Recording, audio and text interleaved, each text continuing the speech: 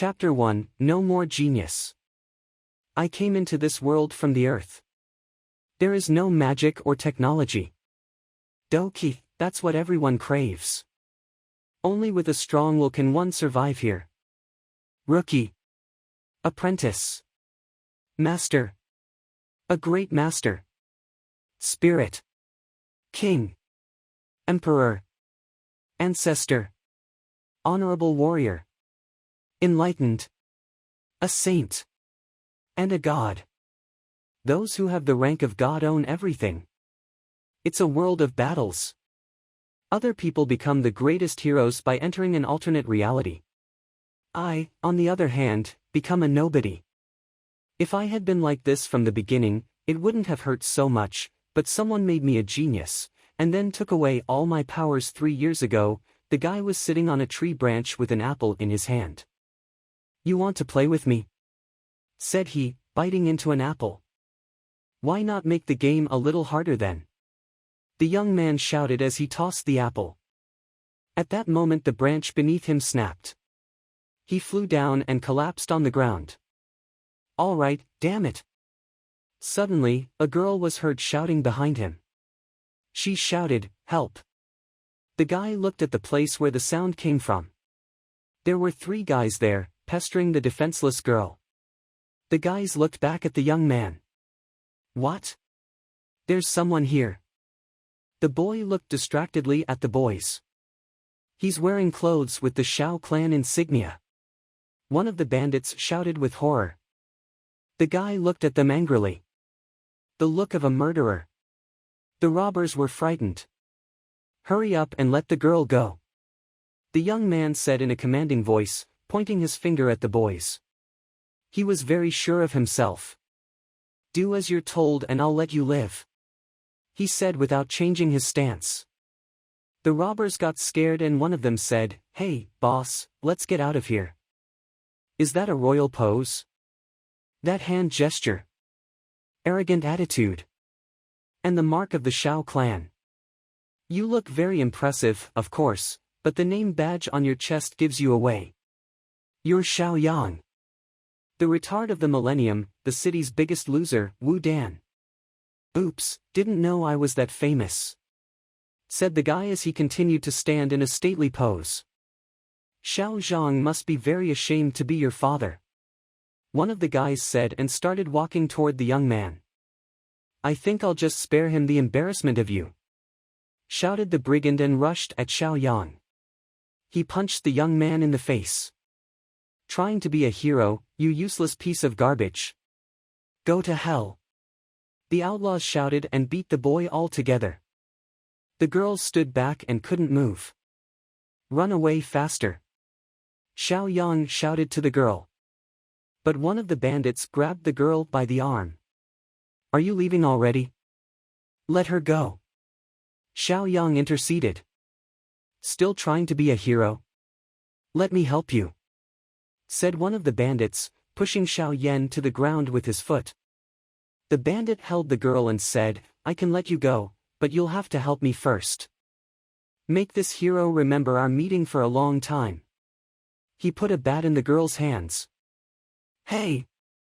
Check this out." Shao Yang was still lying on the ground without strength. The bandit began to threaten the girl. "You have a pretty face, it would be a pity to cut it up." The girl swung her bat crying. "Forgive me," she screamed and hit Shao Yang. She hit him on the head with the bat and the guy flew away from that blow. The law of this world says. He fell on his back, grasping the ground with his bloody hand. The weak live only at the whim of the strong. He started to get up, bleeding from his head. Their lives are nothing. Even the lives of grass and insects mean more. Suddenly something flew by near everyone in the clearing. The bandits were struck and scattered in different directions. It was Dyer. She struck the bandits gracefully.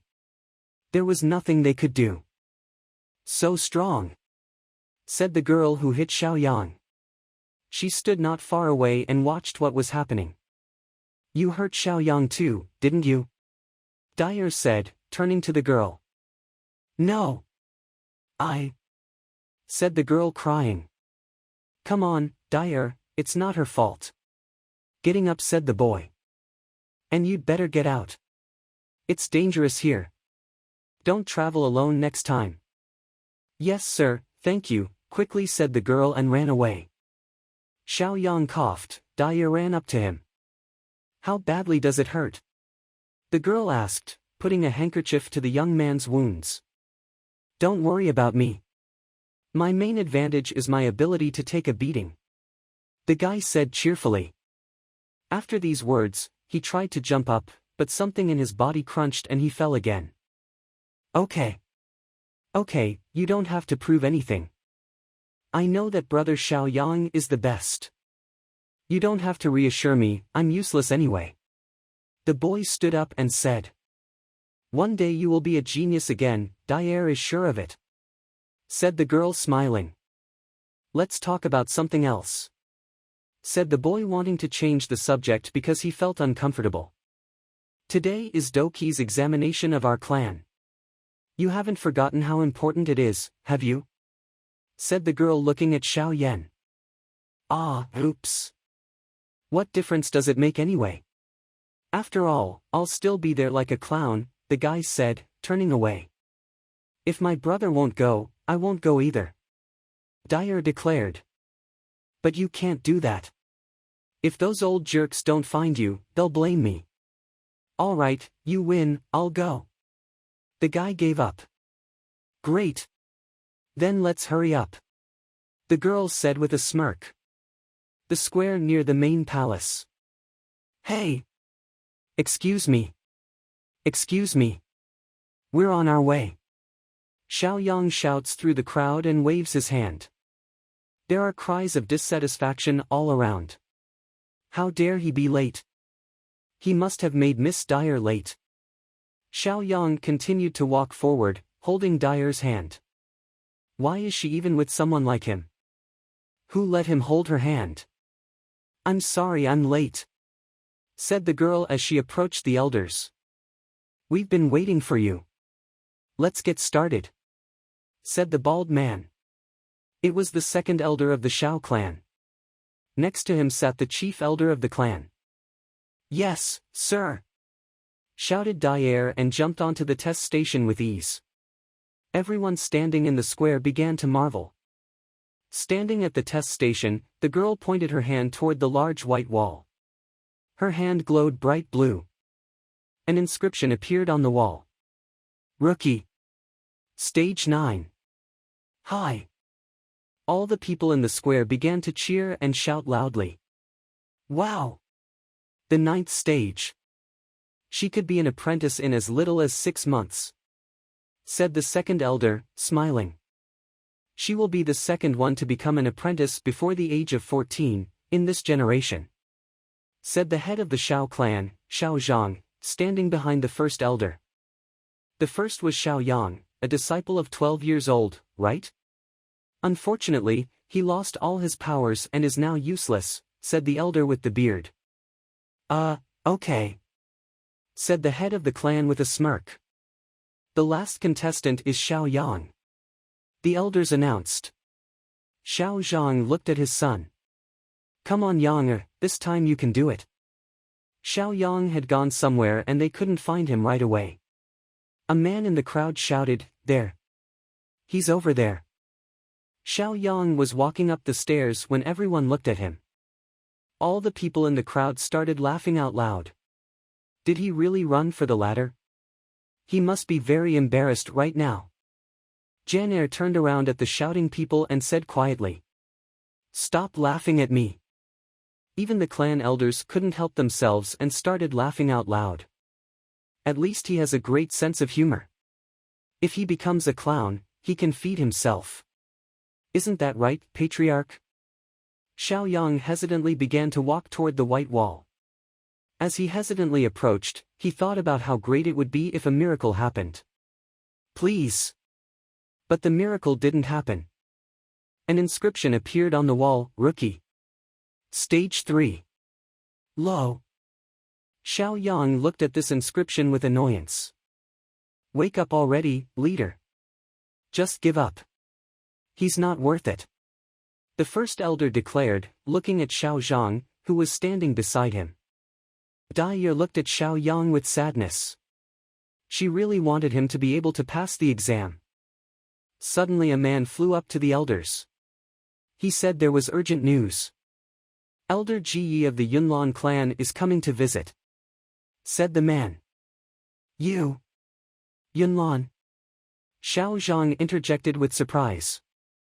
A column of people appeared in the square with gently pink flags in their hands. The flags flew in the wind. The crowd parted. Isn't that the Yunlan clan? The strongest faction in the empire? Why have they come to our floodplain? The man in the square asked. I heard that the youngest son of the head of the Xiao clan is supposed to be the next leader of Yunlan. Xiaoyang Manor. You can hear someone whispering. What? You mean that loser Xiaoyang? Shoo, be quiet. Are you tired of living? Young mistress. We are here. A beautiful girl with pink hair appeared in the square. The people in the square began to shout enthusiastically. As expected from the next leader, Yunlan. She is as beautiful as an angel. My lord, they have arrived. Said the man, running up to the patriarch. We're ready, he replied. There's still plenty of time before the wedding, what's the rush? Xiao Zhang thought. Dear guests, please come in. Sir, we are honored by your visit. Xiao Zhang said to Elder Ji Yi. I too am honored to come to you, patriarch.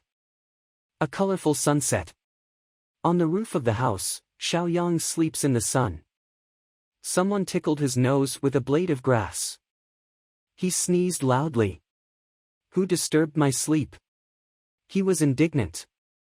Wake up, I have good news for you. Dai said. She was sitting next to the young man and held a stick with a leaf in it. Good news? Haven't heard them for the last 3 years, let me sleep, Xiao Yan said and lay down on the other side. But it's true. Nalan's big sister is here. Nalan?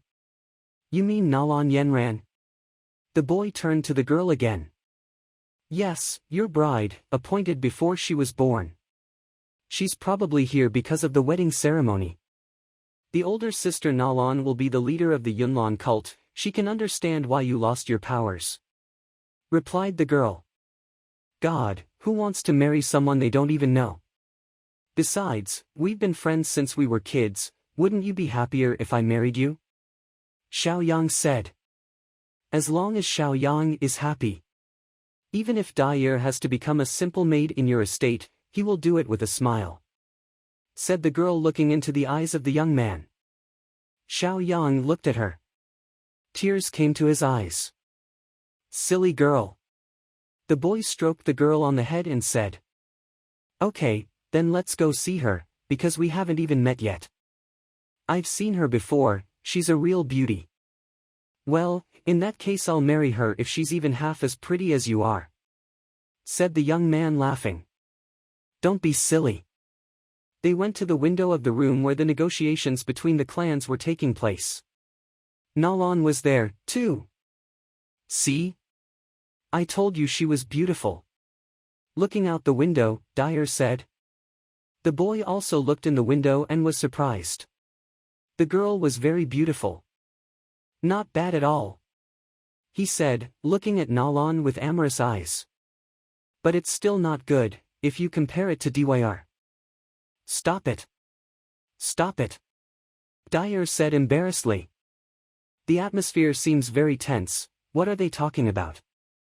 The drawers contain elixirs, swords, and potions. Is the best our clan has to offer. Especially elixirs made personally by Elixir King Gu He. They can greatly increase Do Chi's level. Ji Yi said. King of elixirs.